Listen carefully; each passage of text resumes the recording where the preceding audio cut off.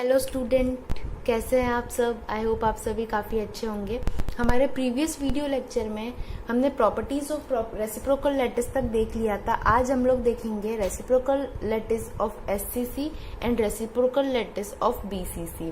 तो देखो, reciprocal lattice of HCC हमको ऑलरेडी पता है, हमको क्या मिलता है, डायरेक्टली एचसीसी ही मिलता है। अगर उसका प्रूव आपको एग्जाम में पूछे तो आप कैसे करोगे उसके प्रूव में। हमको देखो, सबसे पहले क्या सपोज करना है कि जो हमारे ट्रांसलेशन वेक्टर है, ऑलरेडी जो हमारा एचसीसी स्ट्रक्चर है, सपोज करो ये मेरा एचसीसी स्ट्रक्चर है कुछ इस तरीके से।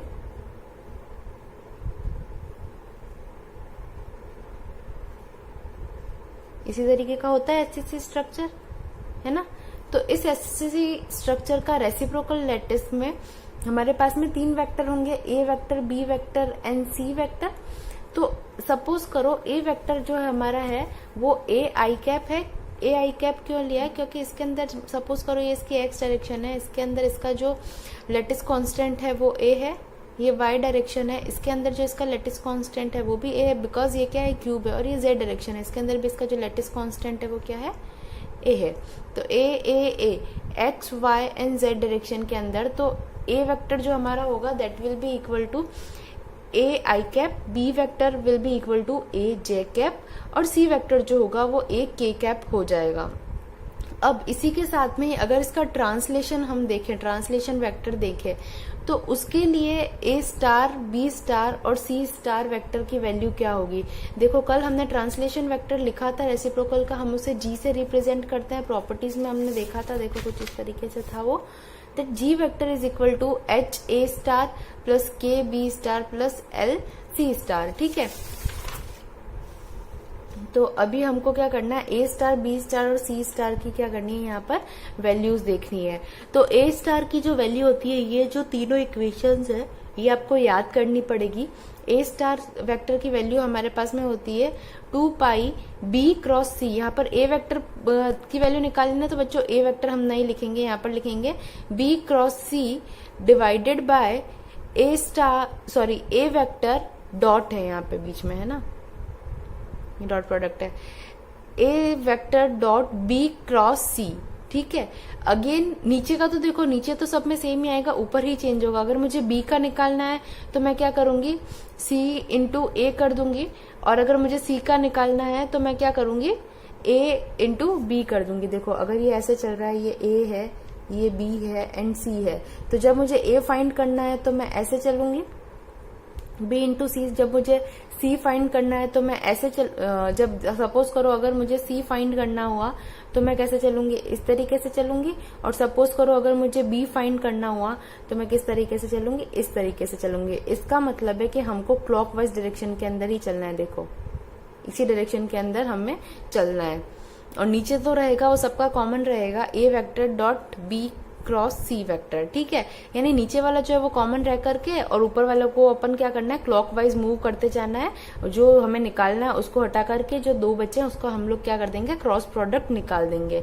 अब देखो, अब हमारा एम क्या है इस प्रूव के अंदर, कि हमें ए स्टार, बी स्टार और सी स्टार की क्या चाहिए, वैल्यू चाहिए। तो ए स्टार, बी स्टार, सी स्टार बच्चों किस पे डिपेंड कर रहे हैं, तो ये डिपेंड कर रहे हैं हमारे बी क्रॉस सी पर और divided by A dot B cross C पर। तो हम एक ये जो फर्स्ट इक्वेशन है, इक्वेशन नंबर 4, इसको उठाते हैं और इसके अंदर b क्रॉस c की वैल्यू को फाइंड आउट करते हैं। तो हमने क्या लिखा, from equation 4 a star is equal to this. Again ये इक्वेशन हमने यहाँ पे राइट डाउन कर दी है। अब यहाँ पे हम लोग क्या करते हैं, b क्रॉस c की वैल्यू को निकाल देते हैं। तो देखो, b क्रॉस c हमारे पास में क्या आ जाएगा, देखो b की वैल्यू हमारे पास में क्या है, देखो a जे कैप, तो हमने लिख दिया ए जे कैप, फिर बीच में क्रॉस प्रोडक्ट था तो क्रॉस लगा दिया। फिर सी वेक्टर की वैल्यू हमारे पास में यहाँ से देखो क्या है, ए के कैप, तो यहाँ पर अगेन लिख दिया हमने ए के कैप। जब इन दोनों का क्रॉस प्रोडक्ट निकलेगा तो जो कांस्टेंट टर्म होगी वो तो क्या हो जाएगी, मल्टीप्लाई हो जाएगी, and I cross J will be equal, sorry J cross के विल बी इक्वल टू आई, है ना। क्रॉस वेक्टर्स तो आपको आई होप सबको आते ही होंगे। तो हम क्या करेंगे, जब जे को के से क्रॉस प्रोडक्ट निकालेंगे तो उसके परपेंडिकुलर जो हमारे पास में वेक्टर, यूनिट वेक्टर होगा वो निकलेगा। तो हमारे पास में क्या आ गया, आई कैप। ये इक्वेशन नंबर 7 हो गई। अगर अब यहाँ से देखो हमने किसकी वैल्यू निकाल दी, बी क्रॉस सी की। अब बी क्रॉस सी की वैल्यू तो आ गई है, अब हमें नीचे किसकी वैल्यू चाहिए, A dot B cross C. तो अब हम वैल्यू निकालते हैं A dot B cross C की। तो it will be equal to, सबसे पहले तो ए वेक्टर की जगह हम क्या लिखेंगे, ए आई कैप। तो यहाँ पर ए आई कैप लिख दिया डॉट। अब बी क्रॉस सी की जगह हम पूरा नहीं लिख करके डायरेक्ट जो बी क्रॉस सी की वैल्यू है वो पुट कर देंगे। तो यहाँ पर आ जाएगी A square I cap will be equal to, यहाँ से देखो आई डॉट आई यानी कि dot product of same unit vector, तो वो क्या हो जाएगा 1, क्योंकि एंगल कितना होता है इन दोनों आई के और आई के बीच में 0 और cos 0 की वैल्यू 1, तो इसका वैल्यू क्या आ जाएगा 1। और A square dot A will be equal to A cube, यानी नीचे जो हमारे पास में डिनोमिनेटर में टर्म आएगी उसकी वैल्यू क्या आ गई है, ए क्यूब।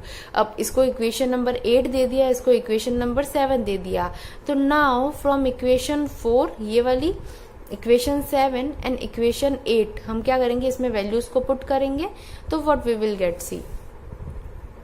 तो इनसे हम लोग, हमारे पास में क्या आ जाएगा, A star will be equal to 2 pi, जो ऑलरेडी हमारे पास में इक्वेशन 4 में था। बी क्रॉस सी की जगह हमने इक्वेशन 7 से वैल्यू रख दी, A square into I is divided by A dot B cross C. इसकी वैल्यू इक्वेशन 8 में आई है हमारे पास में, ए डॉट बी क्रॉस सी।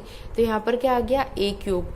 तो बस यहाँ पर हमने क्या कर दिया, ए क्यूब पुट कर दिया। यहाँ से ये कट हो गया, तो यहाँ से यहाँ पर थे हम, यहाँ से ये डायरेक्टली क्या हो जाएगा, कट हो जाएगा। तो यहाँ पर हमारे पास इसकी वैल्यू आ जाएगी 2 pi by A I cap. तो ये वैल्यू किसकी आ गई, ए स्टार की। अब सिमिलरली हम क्या करेंगे, बी स्टार और सी स्टार की वैल्यू को भी फाइंड आउट करेंगे। तो जब हमको बी स्टार की वैल्यू फाइंड आउट करनी है तो हम इक्वेशन 5 का यूज करेंगे।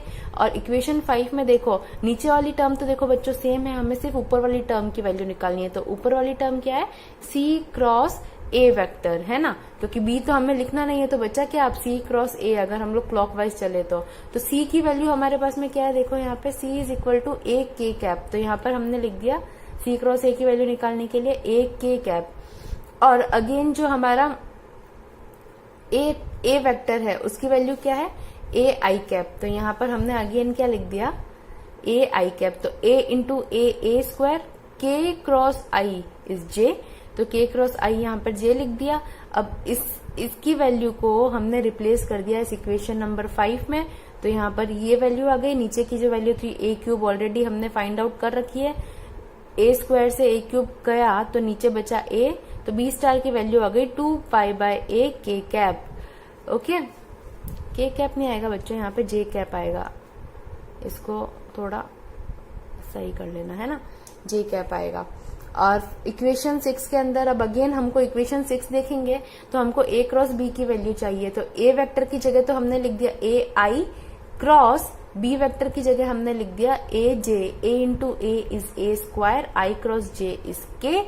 अब देखो आई क्रॉस जे की वैल्यू के आ गई है। अब हमने क्या कर दिया, ये जो ए क्रॉस बी की वैल्यू है उसको इक्वेशन 6 के अंदर पुट कर देंगे तो सी स्टार वेक्टर की वैल्यू भी हमें मिल जाएगी। तो सी स्टार वेक्टर की वैल्यू क्या हो जाएगी, 2 पाई इंटू ए स्क्वायर के डिवाइडेड बाय ए क्यूब। यहाँ से ये गया तो यहाँ पे नीचे क्या बचेगा, 2 पाई बाय ए के कैप। अब देखो हमको A star vector, B star vector और सी स्टार वेक्टर की तीनों की वैल्यू मिल गई है। अब इन तीनों की वैल्यू के अंदर देखो बच्चों हमारे पास में जो इनकी ट्रांसलेशन वेक्टर्स की वैल्यू आई है वो किसके जैसे आई है, जैसा हमारा ऑलरेडी क्रिस्टल स्ट्रक्चर था। यानी कि जस्ट ये जो मल्टीपल है उसमें 2 पाई का मल्टीपल एक्स्ट्रा आया है। उसके अलावा हमारे पास में आई, जहां पर आई था वहां पर आई, जहां पर जे था वहां पर जे, और जहां पर के था वहां पर अगेन हमें के मिला है। यानी कि ये जो क्रिस्टल स्ट्रक्चर है it will behave as a SCC crystal structure. So finally we can state that the reciprocal lattice of any SCC crystal structure will behave as the simple cubic crystal structure, है ना। यानी तो इससे ये हमारा prove भी हो गया, प्रूव भी कह सकते हो इसको, या फिर आप ये भी कह सकते हो कि रेसिप्रोकल लैटिस जो SCC का होता है वो क्या निकलता है, SCC ही निकलता है। क्यों निकलता है, क्योंकि ए स्टार, बी स्टार और सी स्टार की जो वैल्यू आई है वो कैसी आई है, SCC के जैसी ही आई है। ए के साथ में आई, बी के साथ में जे और सी के साथ में के आया है। तो thank you so much for this class बच्चों। अब हम लोग नेक्स्ट वीडियो लेक्चर के अंदर रेसिप्रोकल लैटिस ऑफ BCC को फाइंड आउट करेंगे।